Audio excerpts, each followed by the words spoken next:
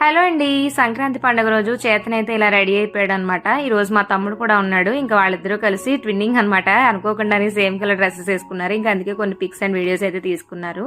And తర్వాత అయితే ఇంకా వాడికి బ్రేక్ఫాస్ట్ పెట్టేసి మేమైతే ఈ రోజు కాళ్ళకూరు వెంకటేశ్వర స్వామి టెంపుల్కి అయితే వెళ్దాం అనుకున్నాము.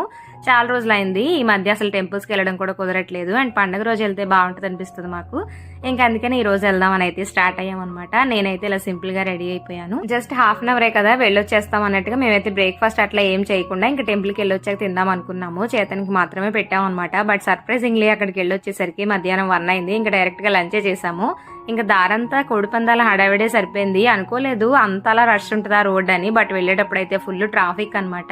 ఇంకా అలా ట్రాఫిక్ లో స్లోగా వెళ్తూ ఫైనల్లీ 10:30, 11 ఆ టైంకి రీచ్ అయ్యాము. బట్ దర్శనం అయితే పీస్ఫుల్ గానే అయిందిలేండి. క్రౌడ్ అట్లా ఏం లేదు. చక్కగా స్వామిని దర్శించుకున్న తర్వాత ఇంటికైతే వచ్చేసాం. Full video link channel name కింద ఉంటుంది. ఇంట్రెస్ట్ ఉంటే చెక్ చేయండి. వీడియో నచ్చితే లైక్ చేయండి.